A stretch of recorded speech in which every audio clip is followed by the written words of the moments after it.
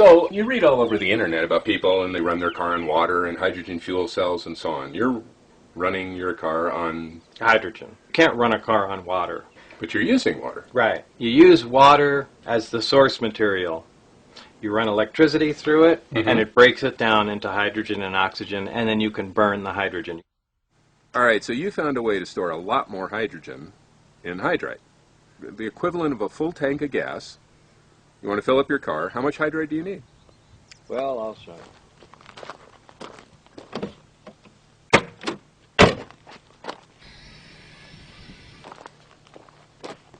No way.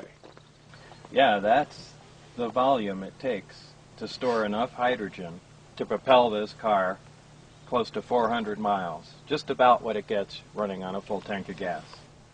Wow. And it's a lot safer than gasoline. Really? Yeah, these tanks can be shot at with incendiary bullets or cut in half with a chainsaw, and you could throw a match on them, they just smolder like a cigarette. Now, you can't say that about a gas tank. Now, if you stored hydrogen and just compressed gas in a tank, it would certainly explode, catch on fire. Here, only the hydrogen that you need is released from the tank. When the tank's heated, it produces hydrogen, and the car burns it. So there's never much gaseous hydrogen in the system at any given time. Wow. So these are the fuel lines? No, what are these? These are the... This provides power to the heater in the tank and also reads back the temperature of the tank. Why is that important? Well, when you apply heat to hydride, it releases hydrogen. So as power is applied to here, it heats the hydride, and then the gas comes out the big hoses on the end. Now you have 4 hoses. Do they all mix into one big hose or something? Because you can only get hydrogen out of hydride at a certain rate with a certain temperature. And a single tank, you can't get it out at the volume you need. So you really just split it into 4 smaller units, heat them separately, and it works just fine. Okay. Now behind me, Bob is getting ready to blow something up. Bob is blowing up water. Well, okay, he's not blowing up water because, as he said, to say you're powering your car on water is the same thing as saying if you're running your car on gasoline, you're powering your car on dinosaurs, and we know that's not the case. This is what? This is a Hoffman apparatus. And it's used to produce hydrogen and oxygen from water. For fun, just because it's cool. Well, if you just have a use for hydrogen and oxygen or for demonstration purposes, it works just perfect. All you got to do is fill it with water. That's just regular water, right? Well, actually, water with a little citric acid, potassium hydroxide, anything like that. The more conductive you make the water, the faster hydrogen will come out. And each one of these sides is supposed to be hydrogen and oxygen? Right. One will be hydrogen will bubble up out of one, and oxygen will bubble up out of the other. Remember, water is H2O. Right. So when we break the bond of water apart, we'll get twice as much hydrogen gas as we do oxygen.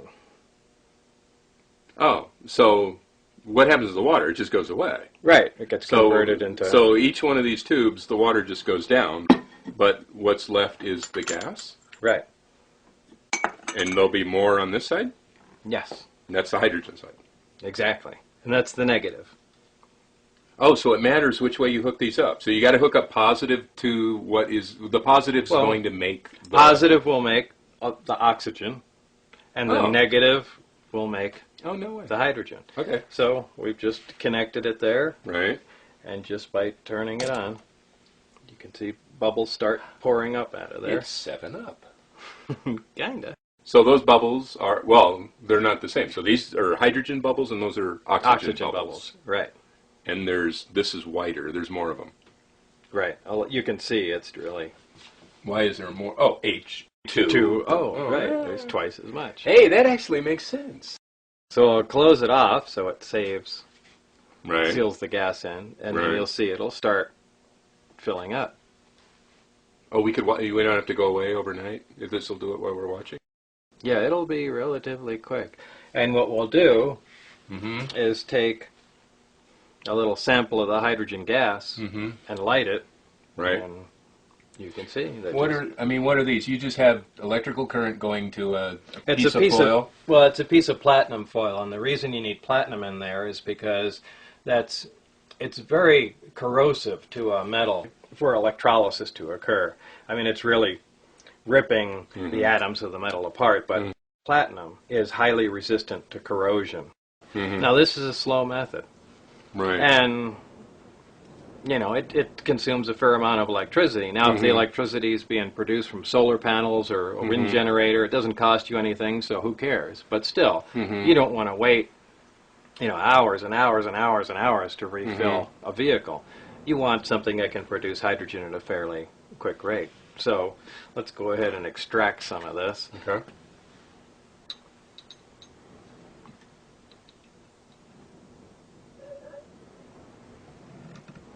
Look at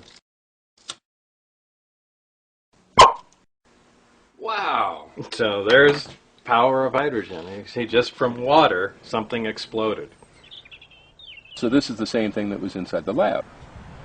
Yeah, that was a small tabletop model. This is a large industrial version, essentially, which connects right to the water main. Right. And produces a much higher volume. The water hydrogen. main, the water garden main. hose. Right, yeah, garden hose. You can plumb it in like you connect your, you know, dishwasher, or just connect it to a garden hose. Right. And it's powered by either solar array, solar panels, which convert sun into electricity, or a wind turbine, takes the wind, converts it to electricity, or any other way. But the idea is just to use complete green energy. Ideally, I like to run this one on solar. New Mexico gets a lot of sunlight, so that's really all there is to it. You connect it to a water line, plug it into your solar panel, and open the water line. Unit starts producing hydrogen, and when it has a sufficient quantity in there, let the hydrogen out, and you just leave it plugged into your car overnight. Now, this is the same as those other two tubes, right? Right. Hydrogen and oxygen, or right. whichever one is. And the oxygen we have no use for, so we just vent off into the air. And the hydrogen. It's very nice of you. I'm sure the Earth would be proud. Well, it could use all the oxygen it can get. So the hydrogen, using the water pressure, is compressed into the hydride tanks. The water pressure, like a syringe, it pushes it right into the tank. Exactly. Well, there's the standard gasoline fill, but also there's a hydrogen inlet, which you just click on, leave it on overnight, and as the generator makes hydrogen, it compresses it in there at a nice slow rate, and the tanks become full over a period of about 8 hours or so. There are little points here and there that do have to be addressed. I mean, when it comes right down to it, you don't want fuel tanks inside the vehicle. This is a prototype, so ideally, eventually, you'd want the tanks outside, just like a fuel tank is. Why can't everybody do this? I mean, gas is going on $5 a gallon. Right. It's terrible. The whole country's falling apart. We're, killing people all over the world for oil. And this, you're driving a car on this. Right. And you can do it. And you can convert any other car.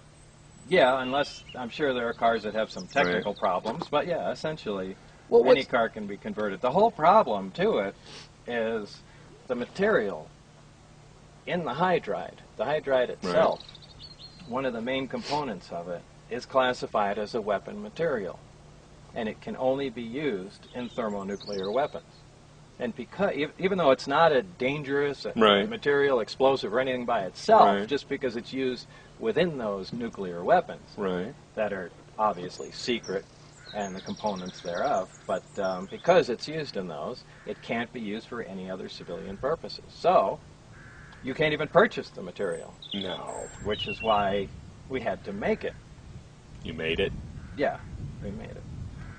But isn't that, don't you need big particle accelerators and things? So that was the one loophole. You can make the material, you can't buy it. So where's the you have a particle accelerator? Yeah, so all you have to do is build a particle accelerator and you can make all the hydride you need.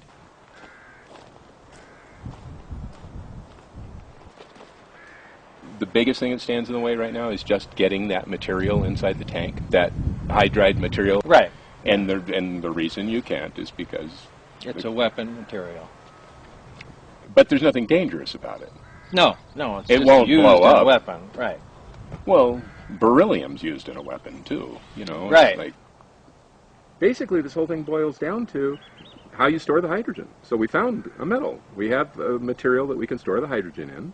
We have a material we can safely store hydrogen in, and a sufficient quantity to replace the gas tank on a car. So we can provide enough hydrogen to drive a car as you normally would.